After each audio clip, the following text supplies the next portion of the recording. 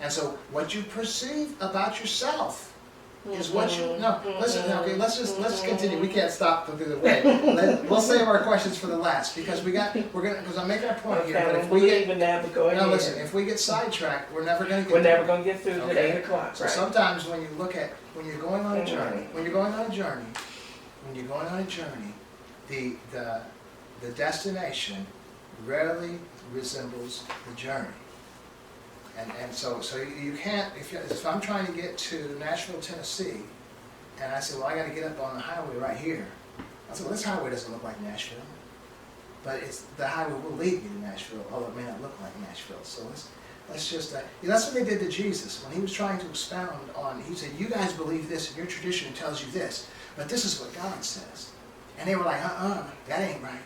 And they ended up killing him. Sometimes we just need to wait and see, okay? Because what I'm suggesting today is this, and maybe I'll jump the gun, but this is our issue. So let me jump the gun. Because that's what, if you don't believe you're going to be a success, you're going to be a failure. Sure. If you don't believe you're going to make the cut on the team, you're probably not going to make the cut on the team. So this isn't the God desire for your life for you to be a failure. This isn't the God desire for your life for you not to be a success. But this is what you are creating because of the power that God has given you over you. So this guy that thinks he's a woman, he as a man thinketh in his heart, so is he, and he is now limited by his limited depth of comprehension. So this is what he believes he is, and this is what he is destined to until he does not believe he is that anymore. Do you understand what I'm saying? And that's what Scripture is telling you, because you are the head and not the tail, above only and not beneath. But how many of us in the body of believers are actually functioning as the head, are functioning not as the tail, are not sick, are not prosperous, are not all these things that we believe we're supposed to be? Because it's sort of like what we talked about earlier. We spend a lot of time talking about the power of our words. That's how my mama was. We always hear, don't say that, it can happen again. No, it's nothing to do with the power of your words. It's the power of your belief. And it's assumed that the words you are speaking are what you believe. So it's nothing to do with your words. It has to do with what you believe. And then from the abundance of the heart, the mouth speaketh. So if you are just saying something in jest, and you don't believe it, there is no power to magically make that happen. It's the belief, okay? So if you believe in the power of your words based on your belief, and you believe that as a man thinketh in his heart, so is he, this right here is the culprit to all of the ills in our lives. And now we can go home, because that's probably the theme of this message. The point of this message is to realize what's keeping you back, because this scripture is true. So as a man thinketh in his heart, so is he. So what are you thinking? Not what are you desiring. See, that whole claim it thing, like Harley was talking about, how we all were raised back in the name it and claim it days. That really isn't working if you don't believe it.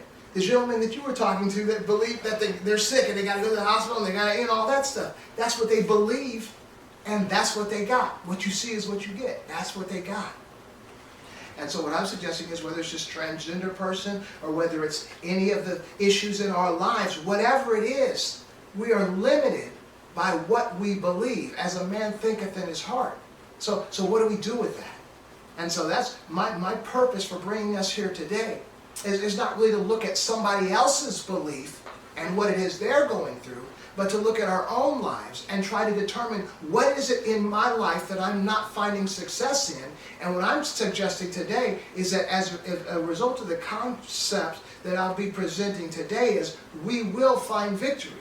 So I don't know what Harley's situation is, Angela's, Travis, or Kim's, and like you don't know mine. But ours as individual, whatever it is that you're struggling with, whatever it is that you haven't had victory with, you can. Just open your mind to listen. And don't think about, well, not that guy, but this guy. It's sort of like when we were talking about the other day when I ministered the message on Abraham, at church, on Abraham and Paul. Remember, I don't know if you were in church, when I ministered on Abraham and Paul, I was looking at their lives, the stuff Abraham went through and the stuff that Paul went through, and we saw Abraham, is righteous, because he had faith and it was accounted to him for righteousness, right? Now Abraham had a lot of doubt. Sarah, tell him you're my sister. Okay, I'm going to sleep with Hagar so we can have a baby. So he had all kinds of confusion and mess, but he was still faithful, and it was counted for righteousness. Now I looked at the Apostle Paul over here, who was killing Christians just for the fun of it, ridding the church of that disease called Christians, right? The rebels. And so I asked the question, was Paul righteous? And folks want to say, no, he wasn't righteous. But Paul was simply following after the religion. He was loving God. He was doing his best for what God needed done. He was ridding the church of the rebels. So how we look at a thing sometimes may not be the reality of how God is looking at a thing. And so what we find interesting with Abraham and Paul, they both found wellness in their journey, but their situations were totally different from each other. So we're going to find wellness